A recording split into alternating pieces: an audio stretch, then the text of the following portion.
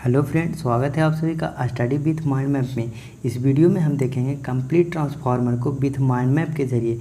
देखिए फ्रेंड, यह जो वीडियो बनाया जा रहा है केवल और केवल रिवीजन पर्पस से बनाया जा रहा है। हम यह मानकर चल रहे हैं कि आप कहीं ना कहीं ट्रांसफार्मर को डिटेल में पढ़े होंगे, तभी आपको यह वीडियो जो है अच्छे से समझ में आएगा। फ्रेंड, इस वीडियो में केवल और केवल की पॉइंट के बारे में हम लोग देखेंगे।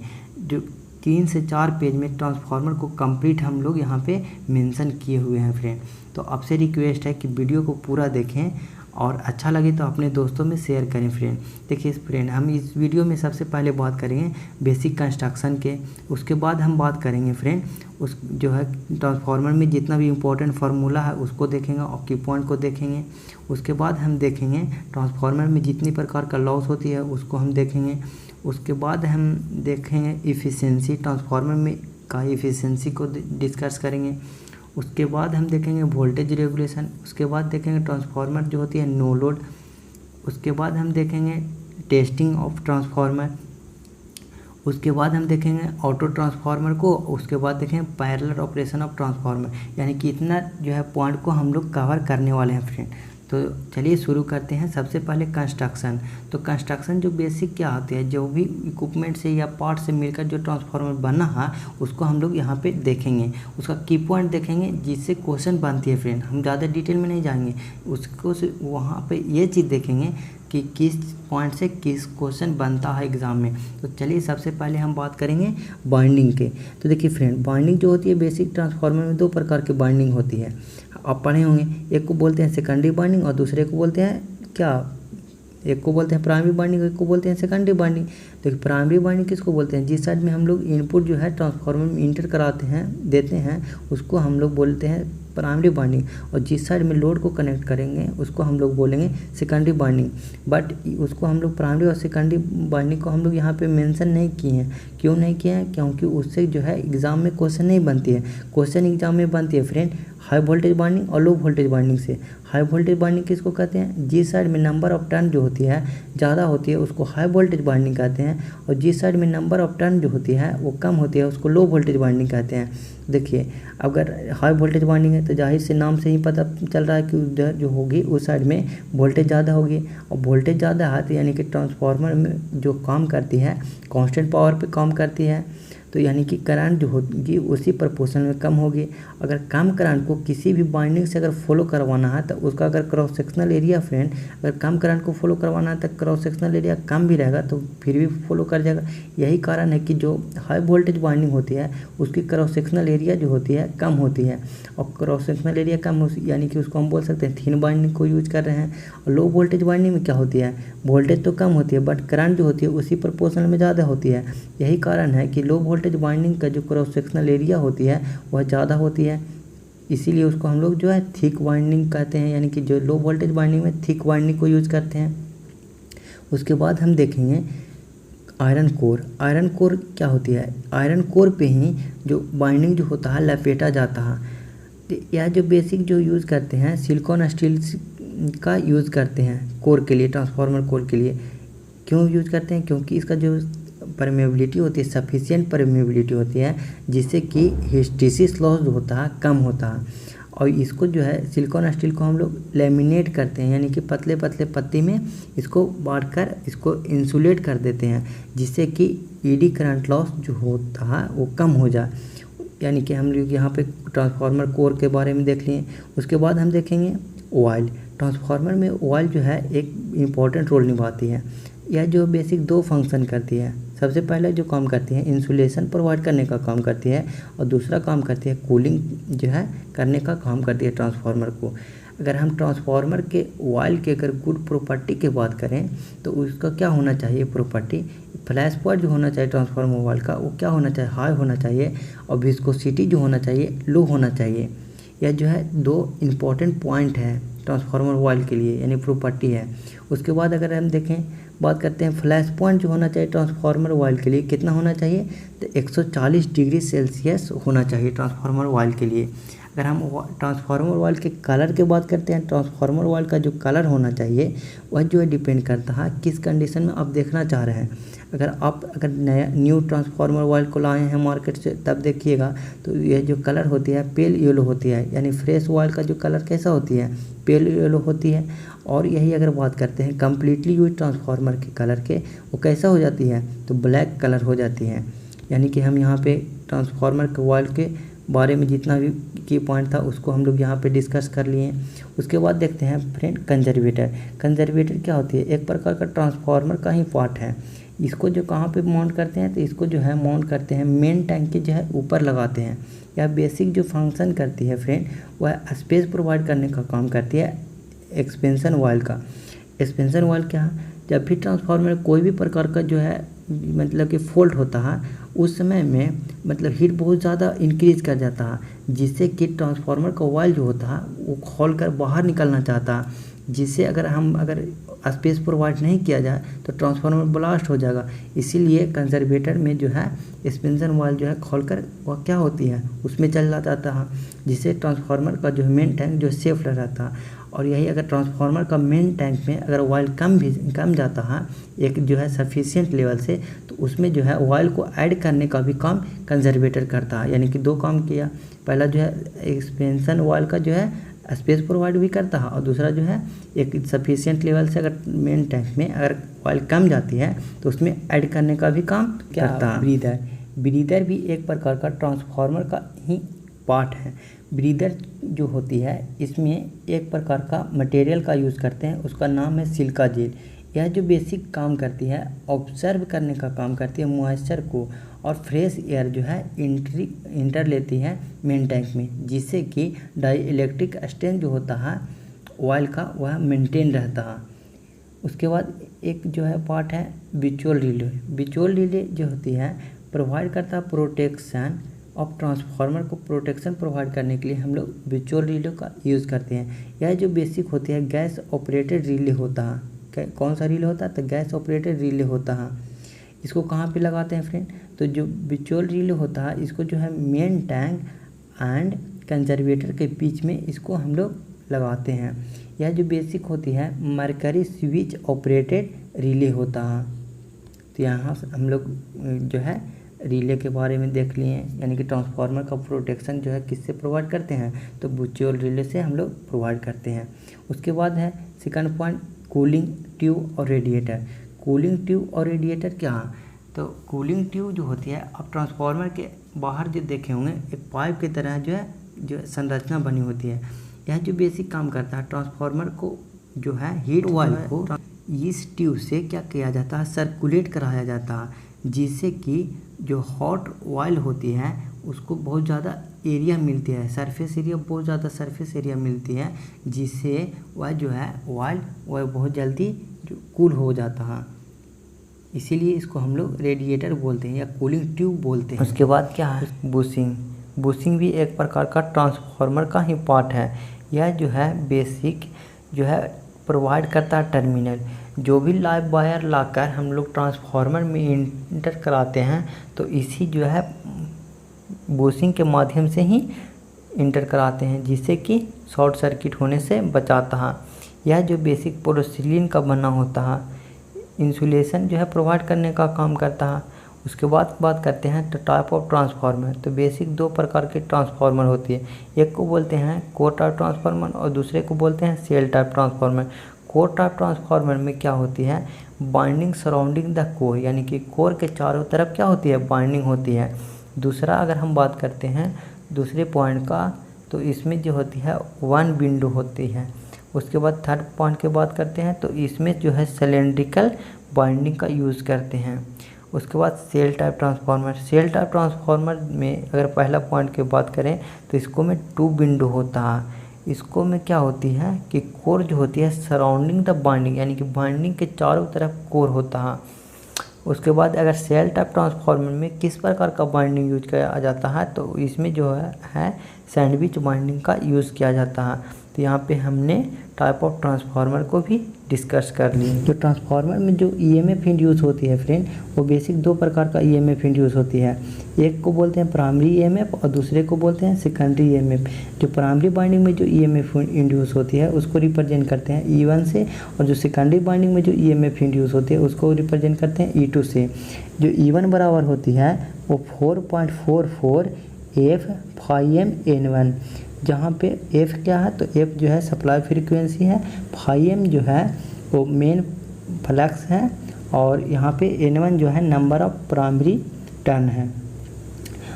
अगर इसको रीअरेंज करते हैं तो ये आ जाता है फ्रेंड √2 पाई F phi m N1। अगर हम E2 की बात करते हैं तो E2 बराबर होती है 4.44 F phi m N2। अगर इसको रीअरेंज करते हैं तो √2 पाई phi m N1 आ जाएगा, N2 आ जाएगा, सॉरी यहाँ पे N2 होगा। अगर हम बात करते हैं तो E1 और E2 जो होती है दोनों सेम फेज में होती है, और E1 और E2 जो होता है वो लैग करता है 90 डिग्री बाय मेन फ्लक्स से। अगर हम बात करते हैं मेन फ्लक्स जो होता है वह जो लैग करता है सप्लाई फ्रीक्वेंसी से 90 डिग्री। अगर हम बात करते हैं ट्रांसफॉर्मेशन रेशियो, ट्रांसफॉर्मेशन रेशियो क्या होती है, तो ट्रांसफॉर्मेशन रेशियो होती है सेकेंडरी टर्न अपॉन में प्राइमरी टर्न का रेशियो को हम लोग ट्रांसफॉर्मेशन रेशियो बोलते हैं। इसको जो रिप्रेजेंट करते हैं के से हम लोग इसको रिप्रेजेंट करते हैं या डिनोट करते हैं।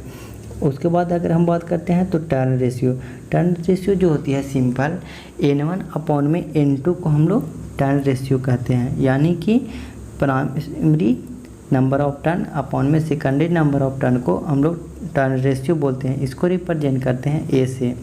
उसके बाद आती है आइडियल ट्रांसफार्मर का रिलेशन। आइडियल ट्रांसफार्मर में जो रिलेशन होती है E1 अपॉन में E2 equal to N1 upon में N2 equal to I2 upon में I1। यह रिलेशन जो होती है आइडियल ट्रांसफार्मर के लिए होती है, बट प्रैक्टिकल ट्रांसफार्मर में E1 अपॉन में E2 equal to N1 upon में N2 equal to I2 upon में I2 डैश, ये जो होती है रिलेशन प्रैक्टिकल ट्रांसफार्मर के लिए होती है। तो यहाँ पे हम ये जो देख लिए, उसके बाद हम देखेंगे जो KVA रेटिंग जो होती है ट्रांसफार्मर में वो डायरेक्टली प्रोपोर्शनल होती है फ्रीक्वेंसी की, और जो साइज ऑफ ट्रांसफार्मर जो होता है वो इन्वर्सली प्रोपोर्शनल होता है फ्रीक्वेंसी का। यानी कि अगर हम फ्रीक्वेंसी में अगर वैरी कराते हैं, यानी कि फ्रीक्वेंसी में वैरी करावेंगे तो KVA जो रेटिंग होता है ट्रांसफार्मर में वो भी वैरी करेगा। और अगर हम मान के चलिए कि फ्रीक्वेंसी को अगर बहुत ज़्यादा रखते हैं तो ट्रांसफार्मर का जो साइज होगा वह कम होगा, इस रिलेशन से पता चल रहा है। उसके बाद रेफरिंग, जो प्राइमरी बाइंडिंग को और सेकेंडरी बाइंडिंग, अगर हम प्राइमरी साइड जो होती है उसको ट्रांसफ़र करेंगे अगर सेकेंडरी साइड में, तो उसके लिए जो है क्या क्या जो है रूल होता है उसको हम डिस्कस करेंगे यहाँ पे। तो देखिए तीन चीज़ में मेनली जो होती है, तीन चीज़ को जो है रेफ़र किया जाता है। पहला जो होता है उसको बोलते हैं ओमिक ड्रॉप। ओमिक ड्रॉप में रेजिस्टेंस भी आ जाएगा और रिएक्टेंस भी ड्रॉप को हम ओमिक ड्रॉप बोलते हैं। उसके बाद वोल्टेज, उसके बाद करंट, या जो है तीन जो होती है पैरामीटर, इसी को ट्रांसफ़र किया जाता है प्राइमरी साइड या तो प्राइमरी से सेकेंडरी साइड में इसको ट्रांसफ़र किया जाता है। तो देखिए अगर ओमिक ड्रॉप का ट्रांसफ़र अगर करना है तो इसके लिए जो है टर्न रेशियो के स्क्वायर से डिवाइड देना पड़ेगा। अगर वोल्टेज को ट्रांसफ़र करना है चाहे तो किसी भी साइड, प्राइमरी साइड या सेकेंडरी साइड, और आगे हम देखेंगे कि के का वैल्यू किसको कब लेंगे। तो अगर वोल्टेज को अगर ट्रांसफ़र कर रहे हैं तो V अपॉन में के, और अगर हम करंट को अगर ट्रांसफ़र कर रहे हैं तो उसमें जो है टर्न रेशियो से क्या करेंगे, मल्टीप्लाई करेंगे। बट जो के होगा यानी कि जो टर्न रेशियो होगा वहाँ यहाँ पे क्या होगा, तो टर्न रेशियो जो डिपेंड करेगा फ्रेंड किस साइड में आप ट्रांसफ़र कर रहे हैं। यानी कि टर्न रेशियो बराबर यानी कि के बराबर जो हो सकता है वो N1 अपॉन में N2 भी हो सकता है और N2 अपॉन N1 भी हो सकता है। बट किसको कब प्रीफर करेंगे उसको हम यहाँ पे देख लेते हैं। देखिए जिस साइड में जाएगा यानी कि जिसके घर में जाएगा, अगर सेकेंडरी को अगर प्राइमरी में ले जा रहे हैं तो यानी कि सेकेंडरी साइड को अगर प्राइमरी साइड में ले जा रहे हैं, यानी कि प्राइमरी साइड रहेगा वो नीचे रहेगा और जो जाएगा वो कहाँ रहेगा, ऊपर रहेगा। यही जो है यहाँ पे बेसिक कंसेप्ट है, उसको से आप कभी भी यहाँ पे अप्लाई कर सकते हैं, कभी भी गलती नहीं होगी। अगर हमको मान के चलिए अगर प्राइमरी को सेकेंडरी साइड में शिफ्ट करना है तो सेकेंडरी साइड में शिफ्ट करना है तो उसके लिए जो के का वैल्यू होगा वहाँ यहाँ पे हम लोग पुट करेंगे n1 अपॉन में n2, यानी कि किस साइड में गया, यानी कि n2 साइड में गया, यानी कि सेकेंडरी यानी कि n2 साइड में गया तो वो जो रहेगा वो नीचे रहेगा। यह जो है बेसिक जो है कंसेप्ट, उसको अगर ध्यान में रखते हैं तो कभी भी आपसे गलती नहीं होगी। उसके बाद अगर हम देखते हैं तो ट्रांसफार्मर के लॉस को बारे में हम यहाँ पे डिस्कस करेंगे। ट्रांसफार्मर में जो बेसिक जो होती है दो प्रकार की लॉस होती है, एक को बोलते हैं कोर लॉस और दूसरे को बोलते हैं कॉपर लॉस। देखिए कोर लॉस क्या होती है, कोर लॉस को हम लोग एक प्रकार का कांस्टेंट लॉस भी बोलते हैं, क्योंकि यह जो होती है इंडिपेंडेंट होता है लोड करंट से, यानी कि यह जो लॉस होता है एक प्रकार का कांस्टेंट लॉस होता है, यानी कि जितना नो लोड पे जो लॉस होता है उतना ही फुल लोड पे लॉस होता है। इसीलिए इस लॉस को नो लोड लॉस भी बोलते हैं, यानी कि आयरन कोर में होता है इसीलिए इसको आयरन लॉस भी बोला जाता है। कोर लॉस जो होती है बेसिक दो प्रकार के लॉस के कम्बिनेशन है। फर्स्ट को बोलते हैं ईडी करंट लॉस और सेकंड को बोलते हैं हिस्टैरिसीस लॉस। तो देखिए यहाँ पे हम ये दोनों लॉस को देखते हैं, ईडी करंट लॉस और हिस्टैरिसीस लॉस का की पॉइंट। देखिए ईडी करंट लॉस का अगर फार्मूला हम देखें तो ईडी करंट लॉस बराबर होती है coefficient of eddy current into B M, यानी कि बी मैक्स के power 2 F square T square. B M क्या है, यानी कि बी मैक्स क्या है, यानी कि फ्लक्स डेंसिटी है, मैक्सिमम फ्लक्स डेंसिटी के स्क्वायर और सप्लाई फ्रीक्वेंसी के स्क्वायर और थिकनेस के स्क्वायर, वो क्या दे देती है, यहाँ पे आ जाती है ईडी करंट लॉस का जो है ये बेसिक फार्मूला है। उसके बाद अगर हम बात करते हैं हिस्टैरिसीस लॉस, तो हिस्टैरिसीस लॉस जो होती है वो उसका अगर फार्मूला को हम देखें तो ये होती है coefficient of hysteresis loss into flux density का power 1.6 into supply frequency. Okay friend, यहाँ पे दो जो है केस बनकर आती है। यदि आप फ्रीक्वेंसी में वेरिएशन कराते हैं और रेशियो जो होता है सप्लाई वोल्टेज और यानी कि सप्लाई फ्रीक्वेंसी का अगर जो रेशियो रहता है अगर कांस्टेंट रहता है तो उस कंडीशन में क्या होती है, जो ईडी करंट लॉस जो होती है वो डायरेक्टली प्रोपोर्शनल होती है सप्लाई फ्रीक्वेंसी के स्क्वायर के। यदि एफ अपॉन में भी अपॉन में एफ रेशियो अगर कांस्टेंट नहीं है, सप्लाई फ्रीक्वेंसी में आप वेरिएशन कर रहे हैं बट भी अपॉन में एफ रेशियो कांस्टेंट नहीं है रहेगा, तो उस कंडीशन में जो ईडी करंट लॉस जो होगा वो डायरेक्टली प्रोपोर्शनल होगा किसको, वोल्टेज के स्क्वायर के डायरेक्टली प्रोपोर्शनल हो जाएगा। अगर हिस्टैरिसीस लॉस में अगर हम बात करें तो भी अपॉन एफ जो रेशियो होगा अगर कांस्टेंट है तो उस समय में जो हिस्टैरिसीस लॉस जो होगी वो डायरेक्टली प्रोपोर्शनल होगी सप्लाई फ्रीक्वेंसी के। और यदि अगर बात करें अगर भी अपॉन में एफ रेशियो अगर कांस्टेंट नहीं है तो उस कंडीशन में जो हिस्टैरिसीस लॉस होगी वो डायरेक्टली प्रोपोर्शनल होगी भी के पावर 1.6 इंटू सप्लाई फ्रीक्वेंसी के पावर 1.06, माइनस में होगी -0.6, ठीक। और जो कोर लॉस जो होती है इंडिपेंडेंट ऑफ लोड करंट, ये भी हम देख लिए हैं। उसके बाद अगर हम बात आगे करें तो आगे हम देखते हैं कॉपर लॉस। कॉपर लॉस को हम लोग जो है सिंपली वेरिएबल लॉस भी बोलते हैं। वेरिएबल लॉस इसलिए बोलते हैं कि सप्लाई फिर यानी कि जो लोड जो होता है अगर वैरी करता है तो करंट वैरी करेगा और करंट वैरी करने से जो कॉपर लॉस जो होती है वो वैरी करती है। क्यों वैरी करती है, क्योंकि कॉपर लॉस जो होती है टोटल जो बाइंडिंग में जो लॉस होती है उसी को हम लोग कॉपर लॉस बोलते हैं। और बाइंडिंग में जो लॉस कितना होती है तो I² R लॉस होती है। यानी कि करंट में अगर वेरिएशन होगा लोड करंट में तो यहाँ जाहिर सी बात है कि कॉपर लॉस में वेरिएशन होगा, और कॉपर लॉस में वेरिएशन होता है, इसीलिए हम लोग इसको वेरिएबल लॉस भी बोलते हैं। अगर इसको हम अगर देखें तो इस प्रकार से भी लिख सकते हैं, copper loss equal to X² into full load copper loss. X क्या है फ्रेंड, तो एक्स जो है यानी कि फ्रैक्शन ऑफ लोड है। फ्रैक्शन ऑफ लोड, यदि अगर हाफ लोड के लिए अगर x का वैल्यू देखें तो कितना यहाँ पे पुट करेंगे तो 1/2। अगर फुल लोड के लिए अगर x का वैल्यू पूछे कितना रखेंगे पुट करेंगे तो 1। अगर 1/4 के लिए कितना पुट करेंगे x का वैल्यू तो 1/4। तो यहाँ पे हम किसी भी लोड पे कॉपर लॉस जो होगा उसको फाइंड आउट कर सकते हैं x के जगह पे जितना जो है फ्रैक्शन ऑफ लोड कहेगा उसको पुट करके। उसके बाद अगर हम आगे देखें तो कॉपर लॉस जो होती है वो डिपेंड करता है किसके ऊपर, करंट पे डिपेंड करता है, आगे हमने बोला भी।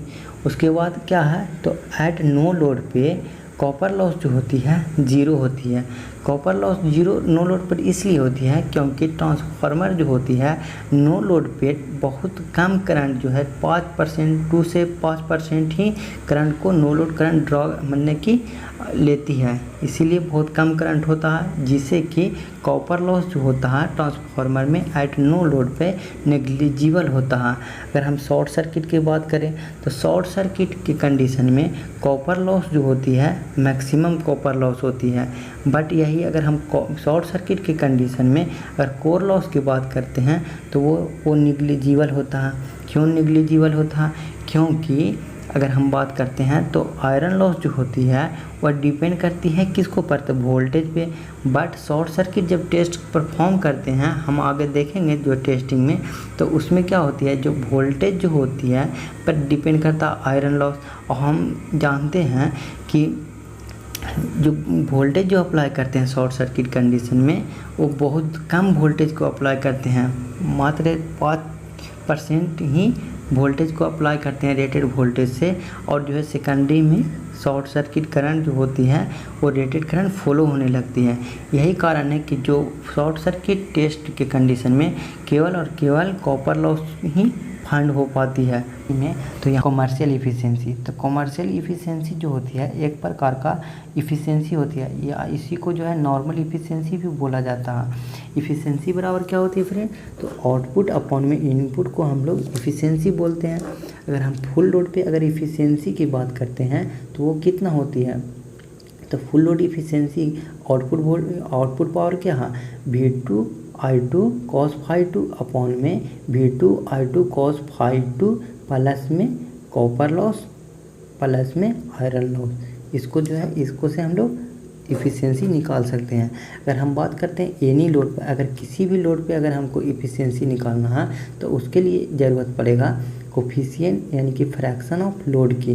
फ्रैक्शन ऑफ लोड को जो हम लोग रिप्रेजेंट करते हैं के से, या के से भी रिप्रेजेंट करते हैं या एक्स से भी रिप्रेजेंट कर सकते हैं, बट हम यहाँ पे जो है एक्स से रिप्रेजेंट किए हैं। तो यानी कि इफ़िशियंसी बराबर हो जाएगी x into V2I2 cos ∅ upon में x V2I2 cos ∅ plus x² I2 के स्क्वायर R प्लस में आयरन लॉस।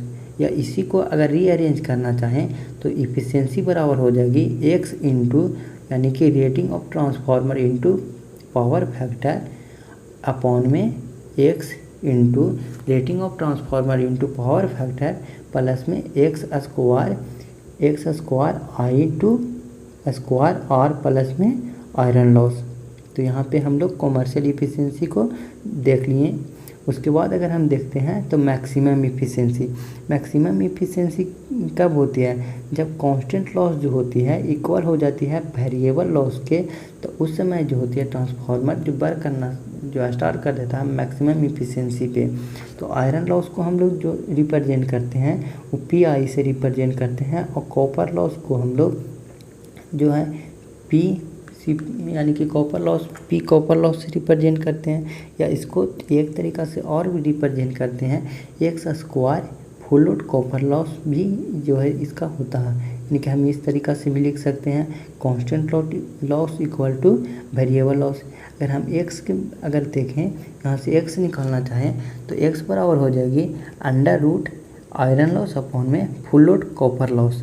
ठीक, अगर हम यहाँ पे देखें लोड एट मैक्सिमम इफिशिएंसी, तो load at maximum efficiency equal to होगी rated KVA load into under root iron loss upon में फुल लोड कॉपर लॉस।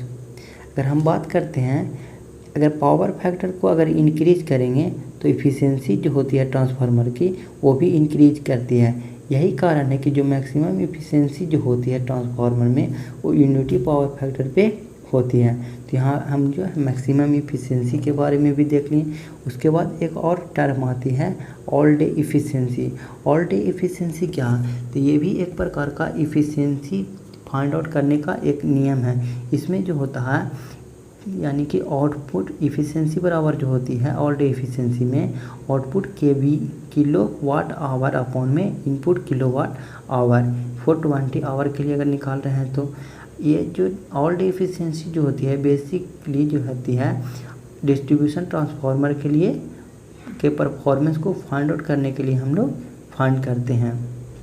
तो यहाँ पे हम लोग ऑल डे इफ़िशियंसी भी देख रही हैं, यानी कि इफ़िशियंसी से रिलेटेड जितना भी इम्पोर्टेंट की पॉइंट बन सकता था उसको हम लोग यहाँ पे देख लिए।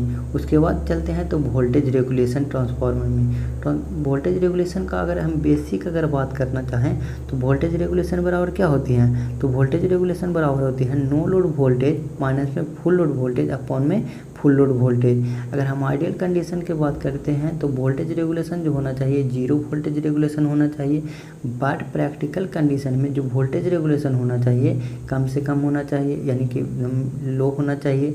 तो अगर बात करते हैं वोल्टेज रेगुलेशन इन ट्रांसफार्मर में जो फार्मूला होती है उसके, तो देखिए वोल्टेज रेगुलेशन बराबर होती है per unit resistance into cos phi plus minus percentage, यानी कि per unit impedance into sine phi. या इसी को एक तरीक़ा से और भी लिख सकते हैं वोल्टेज रेगुलेशन बराबर percentage of resistance into cos phi plus minus percentage of reactance sine phi. देखिए यहाँ पे प्लस जो है कब लेंगे, प्लस जो लेंगे जब पावर फैक्टर जो होगी लैगिंग पावर फैक्टर होगी तो जो यहाँ पे चिन्ह लेंगे वो पॉजिटिव साइन लेंगे। अगर हम यहाँ पे अगर लैगिंग लीडिंग पावर फैक्टर होगी तो उस कंडीशन में जो साइन लेंगे वो नेगेटिव जो है यहाँ पे साइन लेंगे। तो हमने वोल्टेज रेगुलेशन का फार्मूला देख लिया। उसके बाद अगर आगे बढ़ते हैं तो मिनिमम वोल्टेज रेगुलेशन, तो मिनिमम वोल्टेज रेगुलेशन कब पॉसिबल है, तो देखिए यहाँ पे मिनिमम वोल्टेज रेगुलेशन तभी पॉसिबल है जब ये जो है टर्म जो है ये टर्म से क्या हो जाए कट जाए, यानी कि यहाँ पे डिफरेंस रहेगा तभी तो हो सकता है। तो यहाँ पे माइनस चिन्ह कब ले रहे थे, नेगेटिव चिन्ह ले रहे थे यानी कि लीडिंग पावर फैक्टर पर। तो यही कारण है कि जो मिनिमम वोल्टेज रेगुलेशन होती है वो पॉसिबल है लीडिंग पावर फैक्टर पे। अगर मैक्सिमम वोल्टेज रेगुलेशन की बात करते हैं तो मैक्सिमम वोल्टेज रेगुलेशन जो पॉसिबल है वो लैगिंग पावर फैक्टर पे पॉसिबल है। अगर हम बात करते हैं तो लीडिंग पावर फैक्टर में, तो लीडिंग पावर फैक्टर की कंडीशन में जो वोल्टेज रेगुलेशन जो हो सकता है वो पॉजिटिव भी हो सकता है, वो नेगेटिव भी हो सकता है, और वो वोल्टेज रेगुलेशन जो हो सकता है 0 वोल्टेज रेगुलेशन भी हो सकता है। उसके बाद अगर हम बात करते हैं तो लैगिंग पावर फैक्टर, तो लैगिंग पावर फैक्टर की कंडीशन में जो वोल्टेज रेगुलेशन जो होती है वो ओनली जो होती है पॉजिटिव वोल्टेज रेगुलेशन ही होती है। अगर हम बात करते हैं मिनिमम वोल्टेज रेगुलेशन की कंडीशन क्या है मिनिमम वोल्टेज रेगुलेशन का, तो मिनिमम वोल्टेज रेगुलेशन का जो कंडीशन है वो tan phi equal to X upon में आर, ये यहाँ से हो जाती है। अगर हम मैक्सिमम वोल्टेज रेगुलेशन का एक और दूसरा नाम है ब्रॉस्ट वोल्टेज रेगुलेशन भी इसको कहते हैं। अगर हम बात करते हैं condition for minimum voltage regulation, minimum voltage regulation के लिए क्या कंडीशन होती है, तो इसके लिए जो होती है कंडीशन वो tan phi equal to R upon में एक्स होती है। उसके बाद अगर हम देखें तो transformer at no load, transformer अगर नो लोड पे जो करंट ड्रा करती है वो बहुत ही कम करंट रहती है, वो केवल और केवल 2 to 5% जो होती है फुल लोड करंट का जो ट्रांसफार्मर जो लेती है एट नो लोड पे। तो यह जो है ट्रांसफार्मर जो लेती है 2 to 5%, वह बेसिक 2 फंक्शन करती है। पहला जो फंक्शन करती है मैग्नेटाइजिंग फ्लक्स को प्रोड्यूस करने का काम करती है इन आयरन कोर में, और दूसरा काम करती है जो भी आयरन कोर में जो नो लोड पे जो लॉस होती है उसको कंपेंसेट करने का काम करती है।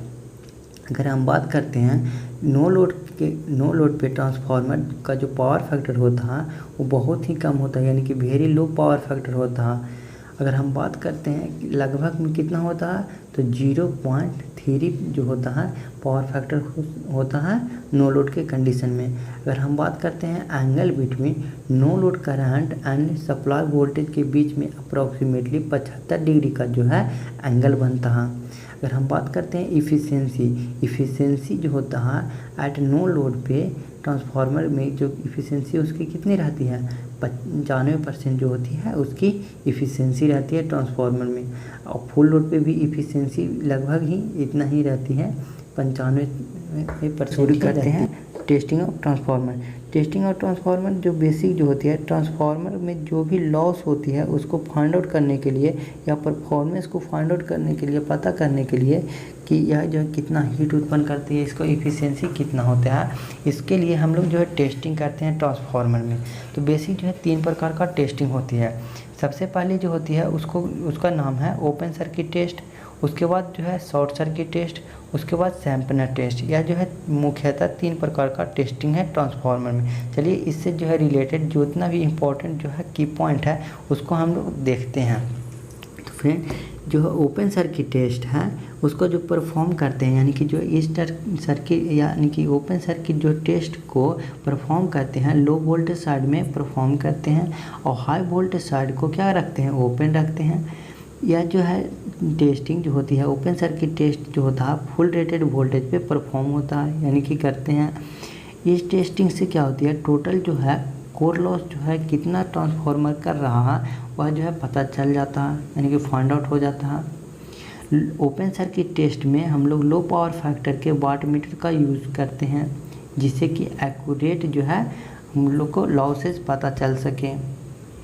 तो ओपन सर्किट से जितना भी की पॉइंट था उसको हम लोग यहाँ पे देख लिए। उसके बाद हम देखते हैं short circuit test. Short circuit test में सबसे पहले हम देखेंगे इस जो टेस्ट को जो परफॉर्म किया जाता है हाई वोल्टेज साइड की तरफ परफॉर्म किया जाता है, यानी कि जितना भी इक्विपमेंट है वो हाई वोल्टेज साइड में जो है कनेक्ट किया जाता है, और लो वोल्टेज साइड को क्या किया जाता है शॉर्ट सर्किट किया जाता है। शॉर्ट सर्किट जो परफॉर्म होता है फुल रेटेड करंट पे जो है परफॉर्म होता है।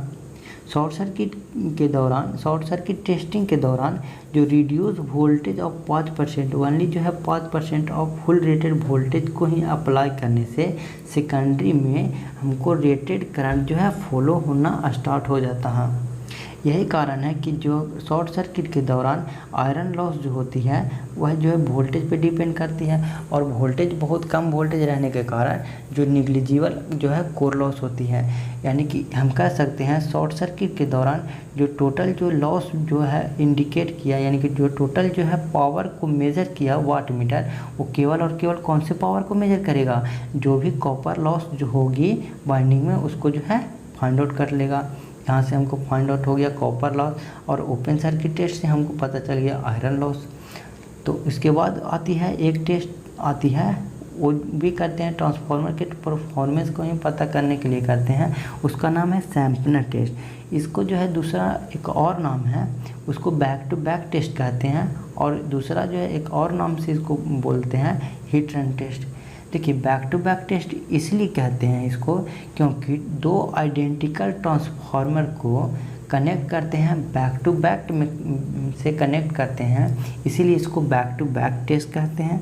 और इसको हीट रन टेस्ट क्यों कहते हैं? हीट रन टेस्ट इसलिए कहते हैं फ्रेंड क्योंकि जो आयरन लॉस और कॉपर लॉस जो होती है ट्रांसफार्मर में दोनों एट ए टाइम में होती है, हमने कि एक ही समय पे दोनों लॉस होती है, जिससे कि यह जो पता चल जाना जो है सिंपली हो जाता है, यानी कि सिंपली हम फाइंड आउट कर सकते हैं कि जो है लॉस के कारण कितना जो है ट्रांसफार्मर हीट को सह सकता है, यानी कि कितना हीट को रिड्यूस कर रहा है। इसीलिए हम लोग इसको क्या कहते हैं, हीट रन टेस्ट भी स्टेपनर टेस्ट को कहते हैं। यानी कि जितना भी इम्पोर्टेंट जो पॉइंट बन सकता था फ्रेंड टेस्टिंग ऑफ ट्रांसफार्मर से, उसको हम लोग यहाँ पे डिस्कस कर लिए हैं। तो उसके बाद अगर हम अगले सेक्शन की ओर बढ़ते हैं तो उसका नाम है ऑटो ट्रांसफार्मर।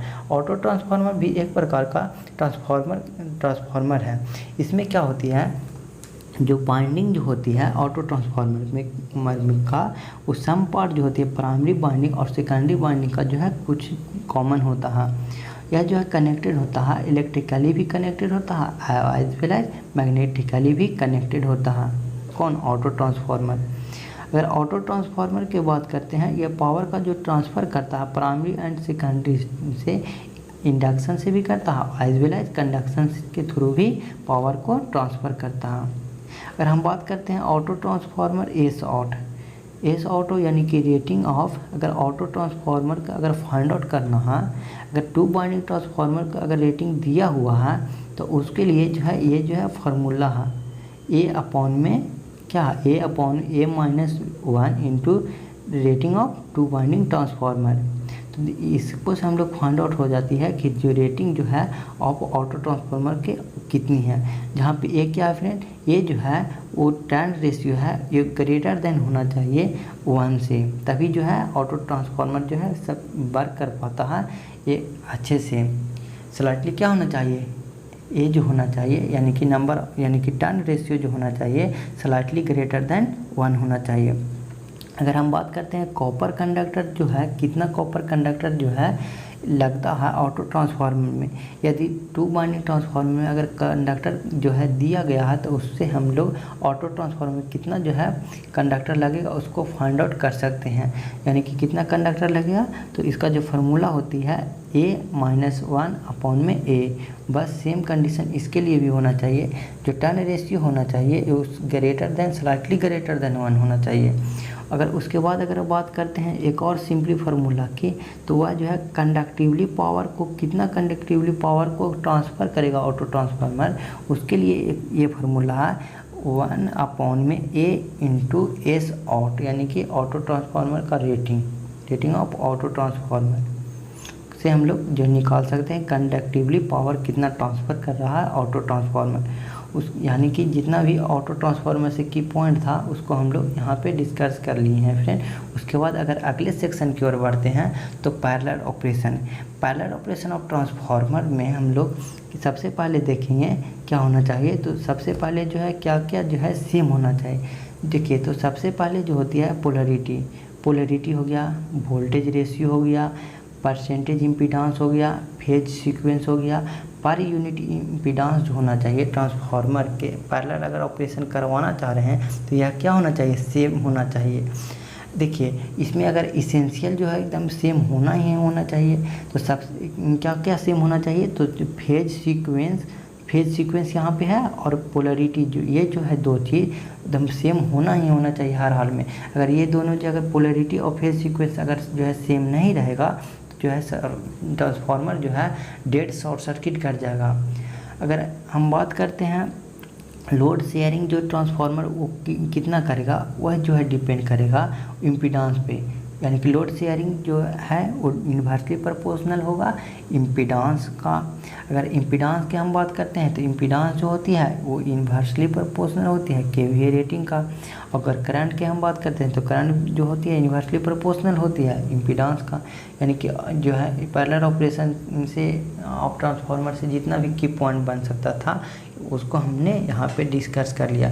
तो फ्रेंड, हम ट्रांसफार्मर के सारे जितना भी जो है समराइज करके हमने 4 वीडियो में जो है आपको बता दिए हैं। इसके बाद एक और वीडियो आएगा, उसमें हम देखेंगे ट्रांसफार्मर के मिसलेनियस पॉइंट को जो यहाँ पे कवर नहीं हो पाया, जो भी इम्पोर्टेंट जो है पॉइंट बन सकता है मिसलेनियस पॉइंट, उसको हमने एक और वीडियो में आकर अच्छे से डिस्कस करेंगे। तो thank you for watching this video. अगर यह वीडियो आपको अच्छा लगा हो फ्रेंड तो अपने दोस्तों में शेयर करें, और अगर अभी तक आपने इस चैनल को सब्सक्राइब नहीं किए हैं तो जाकर जल्दी से चैनल को सब्सक्राइब भी कर लें। तो फ्रेंड चलिए, थैंक यू।